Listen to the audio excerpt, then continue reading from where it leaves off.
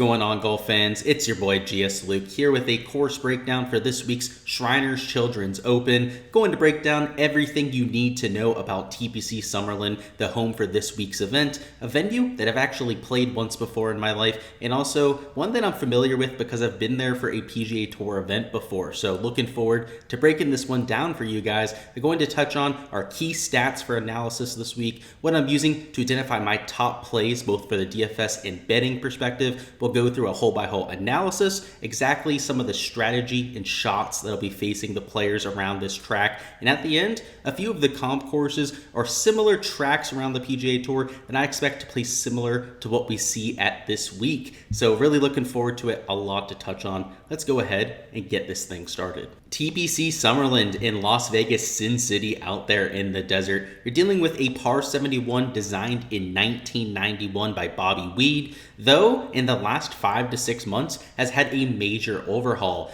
There, pretty much every single surface, whether it's the rough, the fairways, tees, and of course their green complexes too, have been replaced. So it's been completely resodded. A lot of the rough has been converted to Bermuda grass. It's now a 2 1/4 inch Bermuda rough. All the fairways have been changed to a new strain of Bermuda, and even those bent grass greens that have been there for God knows how long, probably since 1991, are now resodded with a new strain of bent grass. So definitely a few changes that have been made. No one's really played the golf course since the changes have been made, so these tour players are really going to get a first crack at it. So that's something to really look forward to this week, are some of the changes that have been made. One thing they did note are that the green complexes are slightly recontoured, so that's really the only change from the structural perspective. Might be some of the undulations that we see on these surfaces, but in terms of the yardage, in terms of the layout of the golf course, it's still the same par 71. On the scorecard, it's 7,255 yards, so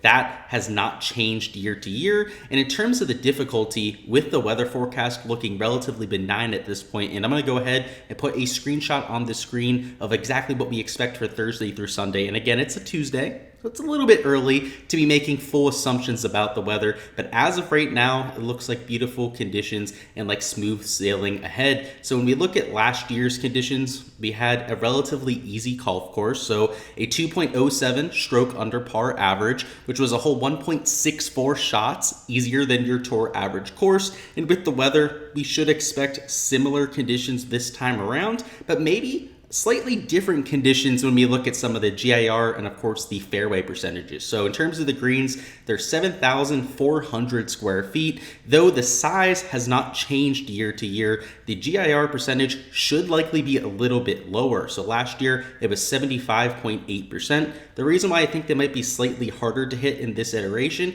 would be due to the resodding. Anytime you put a new surface on a golf course, like a leather shoe that you have to break in over time, it's going to be a little bit firm at first. And because there hasn't been any play, or at least not very much play on this golf course since it's been renovated, I would expect it to be especially firm. So the GIR percentage might actually be a little bit lower this time around, and they were running at 11.5 to 12 on the stimp meter before. Now, given they're a different strain now, so now they're a Dominator bent grass as opposed to the A1, A4 bent grass that they had on the golf course before, but I would expect them to run at generally the same sort of speed. When we look at the fairways, they are 38.5 yards wide. That's how wide they were running last year. Now, given the fact that they've resodded the course, it's entirely possible that they made some of the fairways larger, some of them smaller, all of that sort of fun stuff. So I don't know if we can count on that being the exact same this time around, but last year the fairways were hit at an elite level clip at a 70.5% clip, which is a lot higher than the average at this golf course. In fact,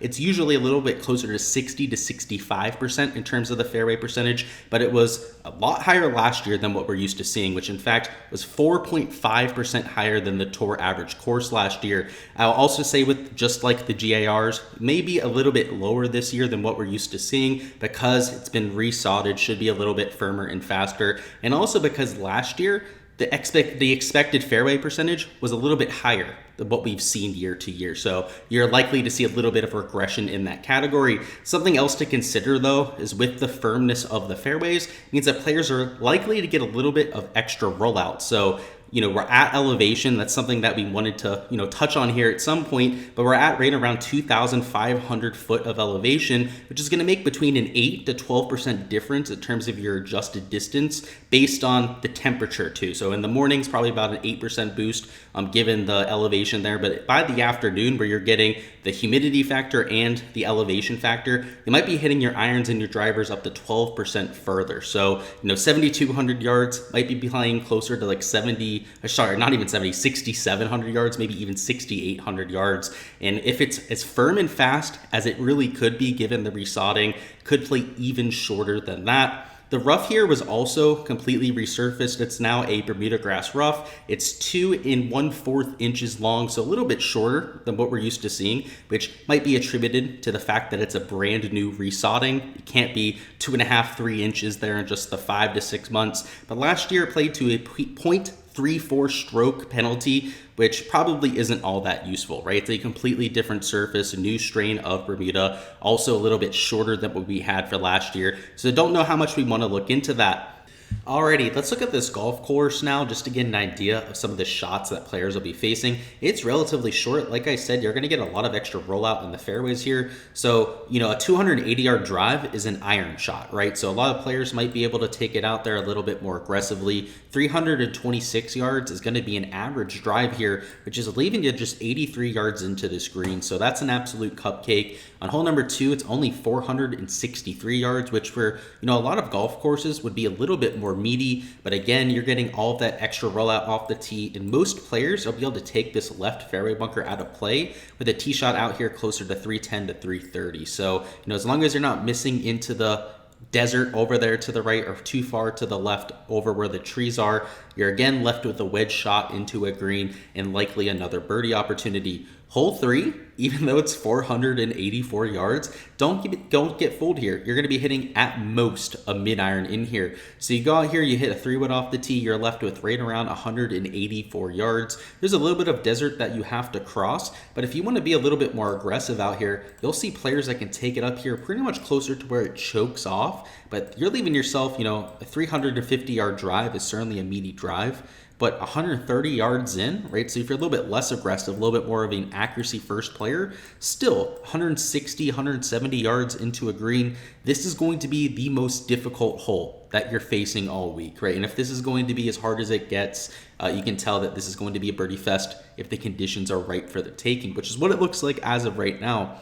Hole number 4 is 448. You do have a fairway bunker down the right to contend with, but yet again, another wedge opportunity. Hole 5 is a little bit more difficult, a 200-yard par 3, but unlike the par 4, you don't have to deal with a tee shot, and also the green isn't nearly as well protected, right? You have a few fairway bunkers to worry about, but it is a relatively large surface, and anything to the left side is a pin location that's relatively wide open. Hole 6 is 428. Now, you'll see a few players here be aggressive, really take it down there towards the choke point. The one thing I'll say is that brings in a little bit of volatility, a little bit of risk, because you can see it's 360 to the choke point, and with all the rollout, given that it's supposed to be pretty much like a dome out there, extremely hot, you're going to get players that run it into these natural areas. So, it's something that you definitely want to avoid. You can see it's just 340 into the left side. The harder part to get to would be running out the right. It's 390 yards, but if you hit it into this little outcropping here, you might be in a whole heap of trouble, and you've seen quite a few players over the years in that natural area.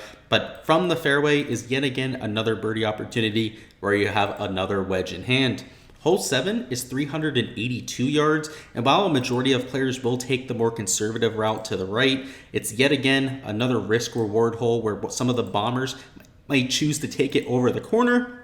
300 yards, which is a big 3-wood at these elevation for some of the players, will just get them over the corner, and you'll see a few players actually take a shot at the green. So you can see the front surface is 341 yards. A lot of players are carrying it 320, 330 on these sort of conditions. So definitely doable to get to that front surface. Now, are you going to access a back left pin location? Absolutely not. But if you have anything up here in the front right, you could see a few people have a look at eagle. Hole 8 is 244 yards. It is the longest par 3 on property, but also even less protected than the last par 3. You can see it's pretty much an aircraft carrier in terms of its size. And you have 4 greenside bunkers to the right side that are pretty much useless, that aren't going to do all that much in terms of the strategy here. Unless it's a back right pin, a front right pin, then it brings a couple of them into play. But unlike a lot of the amateurs or a lot of the club members that are playing this golf course, they're not going to have to worry about these ones way out there, or even probably the one over the green, right? It's 244 yards, unless it's a back to left pin location. Pretty much one of the easier par threes that you're going to get. That's 244 yards. If it was an absolute postage stamp out there, if you were dealing with extremely sloping greens, that sort of thing, it'd be a different story. But I don't think it's going to be all that bad. The first par 5 is 568 yards. It should be gettable by 2 by every single player in the field. A lot of that's due to elevation, but also it's only 570 yards. So you're going to see plenty of eagle looks. Now, it's not the deepest green. It doesn't have all that much depth to it, probably about 20-25 yards deep at the very most. So it's hard to hold the surface, but a lot of players be able to get it up there at least pin side, tee high there after 2 and get up and down for a birdie. On the back 9, you get a little bit of water in play, so a little bit of volatility towards the end, but plenty of birdie looks as well. So you're going to see a lot of scoring on the back 9. The front 9, though pretty much every hole is gettable, right? You can set up a birdie look. It's not nearly as scoring dependent as the back. On the back, you're going to get some pretty much free birdie looks. So the first hole is 426 yards, a hard fairway to hit, but as long as you're not stymied by a tree, you're going to have a relatively easy look at this green. Hole 11 is 448. It's a straightforward, slight dogleg, I guess, from right to left, but as straightforward a dogleg as you're going to get. It's a short hole. A lot of players will choose to hit a driving iron off the tee, keep both of these fairway bunkers out of play. If you choose to be more aggressive, you can take them out of play with something like a 320-yard carry and set up, yet again, another wedge into that hole. Hole 12 is 447. Now, this is where you start to see some of the water, which is what I like to see on these sort of desert golf courses, because it gives you a little bit of a risk-reward factor. Most players are just going to prioritize the fairway here with the water down the right, and with, a front right pin location or a middle to back right pin location, this becomes an interesting hole. A lot of players, because it's such an easy golf course elsewhere, will just, take their medicine here, hit one to the middle of the green, and get out of there with the par. But that's kind of the MO with this back 9. It's not just hole number 12. Pretty much all of the 3 out of the 4 closing holes, you're going to get this sort of look to it. Those that are able to stand up there, be bold, hit a golf shot, are going to have opportunities to score. And you're going to see a lot of the field kind of wimp out, though, and go out there and maybe take a more conservative approach.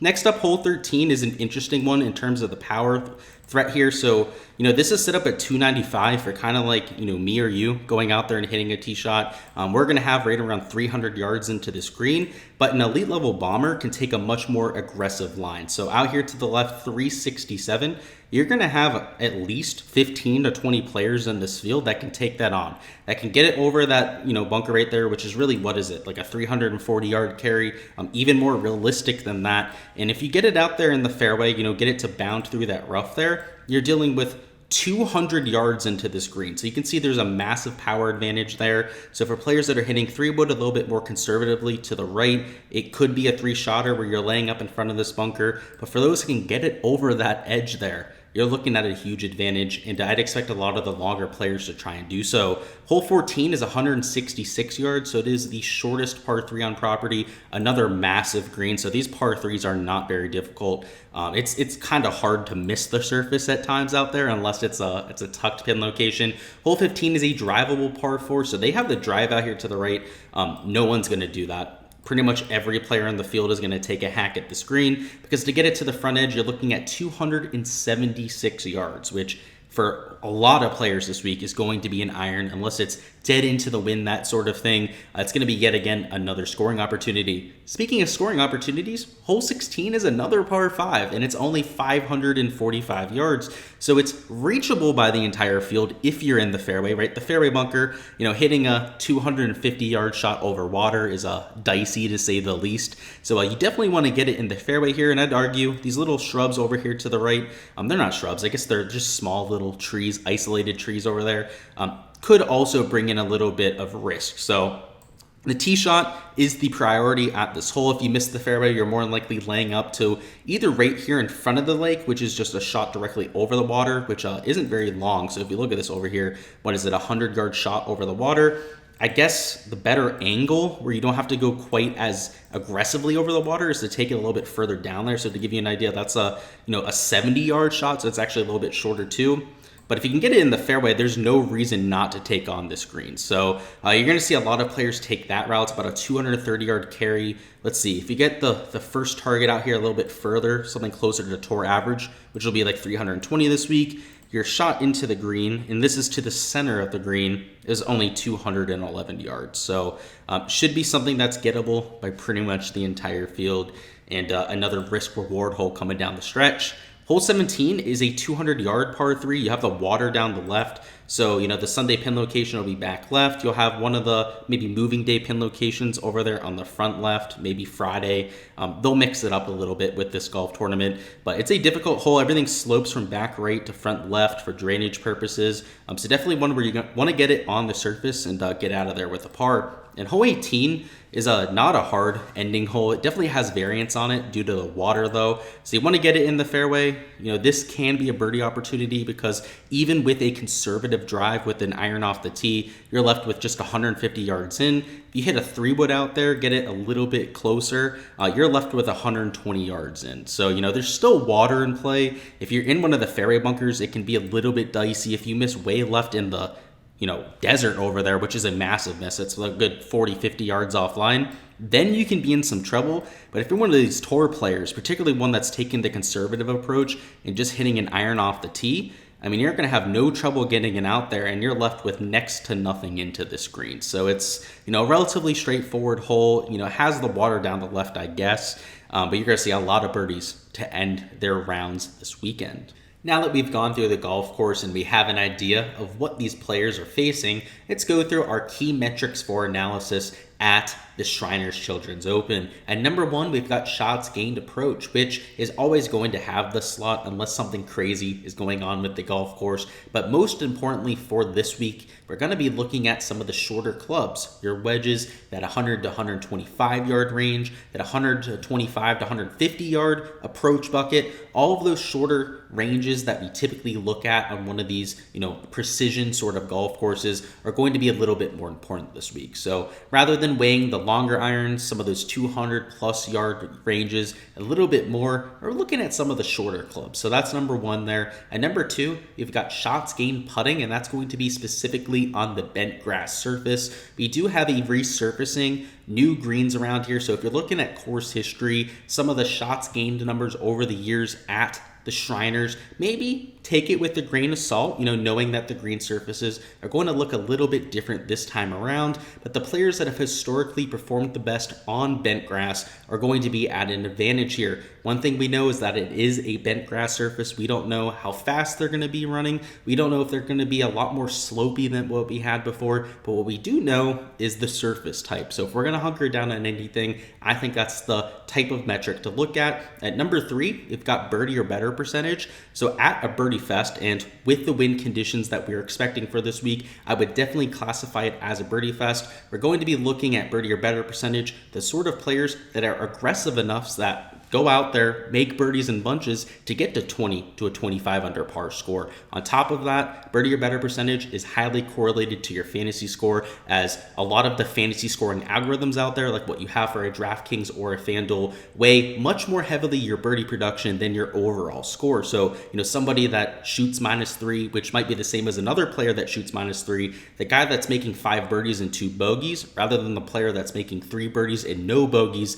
is going to outscore the player that was more consistent. The player that's a little bit more volatile, a little bit more aggressive, is the sort of guy that you're trying to target from a fantasy perspective. So, it has that double effect there. But even if you're looking for an outright betting perspective, you need somebody to get to 20 to 25 under par. So it's a double-edged sword right there, something that you definitely want to take a look at. Also, taking a look at driving accuracy, which around this venue has been highly correlated to success. Par 5 scoring with a lot of the shorter par 5s, you're going to see plenty of eagles running, so that's a good way to encapsulate that. Looking at shots gained around the green, with firmer greens, also just in general, this golf course has rewarded some of the better around the green players on the tour, so that's something that I'm incorporating. Shots gained at birdie fest, driving distance is at least in the equation. I don't think it's all that important though, because this golf course is going to play so short. And to wrap it up, let's go through our comp courses. At number 1, we've got TPC San Antonio, the home of the Valero Texas Open, a golf course that plays a lot shorter than it is in reality because it's also in a firm part of the country in Texas. Another course impacted by the wind quite often, much like what you have in Las Vegas, which for this week isn't a huge part of the equation, but another relatively easy golf course. You've got large greens out there, a lot of wedges in hand, so quite a few comparisons that can be made. And when you take a look at the data golf tool in terms of course fit, it is also the number 1 correlated course. So it looks, from the eye test like a golf course that makes a lot of sense. And then when you consider that a lot of the correlations out there are backing up that data, is something that I'm definitely taking into consideration this week. Next up, we've got TPC Craig Ranch, the home of the Byron Nelson, a tournament that KH Lee has absolutely dominated at. Another birdie fest where you have bent grass greens. You're dealing with relatively easy easy fairways to hit. Also, not much penalty for missing fairways around Craig Ranch. Just a lot of parallels that can be made. And if we take a look at the winners, obviously KH Lee, but also some of the top 5 and top 10 finishers at the AT&T Byron Nelson, I think it could also be especially helpful. And the last track that I'm using as a comp is going to be TPC Southwind, which definitely from the visual perspective, also from the greens, because it has Bermuda greens as opposed to the bent grass greens, has a few differences, but it also has a few glaring similarities that I really want to hunker down on here. So first of all, the Bermuda rough. Similar length at both golf courses, but also tends to be a little bit tricky there, which I think may also be the case there with this sort of golf course at TPC Summerlin. But on top of that, you're also dealing with a huge penalty for missing some of the greens at the end of the golf course, right? The water comes into play in the last 4 holes there. You see that on 3 out of the last 4s at this golf course. You're also dealing with relatively large greens, which don't have a ton of undulation to them. Just from the ball striking perspective, it's also relatively short par 72 there. This is a short par 71. Just a lot of little sneaky details that I think are really similar between TPC Southwind and yet again another TPC Network golf course over here on the West Coast this time. Just 3 tracks, 3 TPC Network golf courses too, which I think there's something to be had with that you can use as a little bit of a comparison across the board, whether it's on the shots gained, which we have shots gained metrics for all 3 of these events, and also for the leaderboard perspective. All right, fellas, that is all I've got for this week's course preview. A little bit of a different setup. That's why the content is coming out later. Had to transfer everything from my laptop over to a PC. So whether it was my algorithms for my projections, ownership, my stuff for just making videos, had to download a lot of video editing programs. Once again, just there was a lot that had to be done. So I apologize for it coming in a little bit later this week, but we will have the full slate of content dropping. So throughout the night, you're going to see a core picks video, some value picks, also fades and sleepers likely tomorrow morning. So we'll still have everything out just a little bit later than usual. So again, I apologize for the delay, but we'll have it all up. Until next time, guys, best of luck with all of your lineups, any outright bets that you decide to go with this week. Go ahead and smash that like button before you hop on out of here. And also, go ahead and comment down below what you think the winning score is going to be this week. With the weather looking benign, probably going to be a birdie fest, but do you guys think that the renovations, perhaps the firmer greens, firmer fairways, might have an effect? Go ahead and let me know your thoughts down below. I sure think they do. I think the winning score probably going to be like a 17, 18 under par. It's going to be easy, but I do think that there will be an effect due to the renovation that we've had, and we'll go ahead and see just how much of an effect it has at the end of the week. But I'm looking forward to it, guys. Lots of content to drop. Make sure you are subscribed to the channel if you haven't already, and I'll catch you guys next time.